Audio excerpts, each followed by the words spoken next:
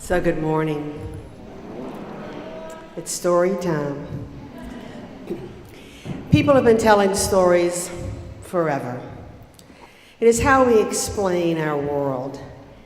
And for the most part, they are oral tradition, and they're called folk tales because they're told by the folk. Some of the folk tales are wisdom tales. They have a little bit to teach us. We're going to hear one of the wisdom folk tales today. Remember that when you're listening to folk tales, and especially the wisdom kind, you're not listening to them because of the logic. You're listening to them because of what they have to teach you. This wisdom folk tale comes from Ethiopia. It's called Fire, Water, Truth, and Falsehood. And so, fire, water, and truth and falsehood all lived in a big house together in the village. They were very polite to one another, but they were wary of one another too.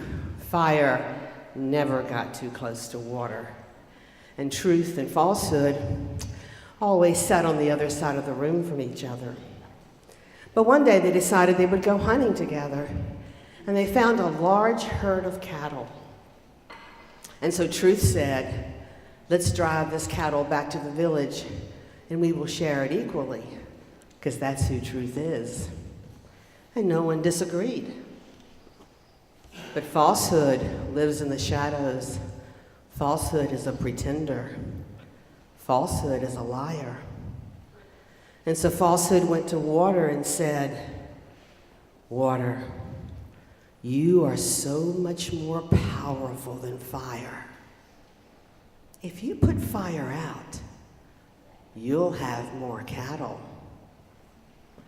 And so sure enough, water poured himself all over fire, and fire was extinguished. And water went meandering along, thinking about how much more cattle he was going to have. But then falsehood went to truth and said, "Truth, look at what water has done. He's killed our friend. We need to teach him a lesson. Let's take him high up in the mountain with the cattle." Now, truth wants to believe the best in everyone, and so truth said, "Okay." So truth and falsehood started up the mountain, and so did water. But the higher they got, the more water understood that he could not flow uphill. And so he started tumbling and splashing down on himself. He started hitting the rocks, flowing down. And if you don't believe me, you can go to the mountains today and you can see water splashing and tumbling down the rocks. So falsehood and truth got to the top of the mountain, and falsehood said, "Truth, I am more powerful than you. I tricked you to come up here. I'm going to take all of your cattle, and there's nothing you can do about it." And truth said, "Oh no, I am just as powerful as you are, and I'm not going to let you win." And so they started battling back and forth, and wind came along. So they said, "Wind, you need to solve this. Who is more powerful, falsehood or truth?"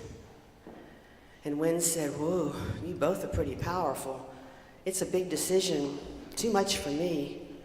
I'm going to blow around the world, and I'm going to ask the folk." So he went around the world and he asked the folk, and a lot of people said, "I hate to say this, but falsehood makes it really easy. There are a lot of followers of falsehood. He's pretty attractive." And one word out of falsehood can destroy all that truth has tried to accomplish.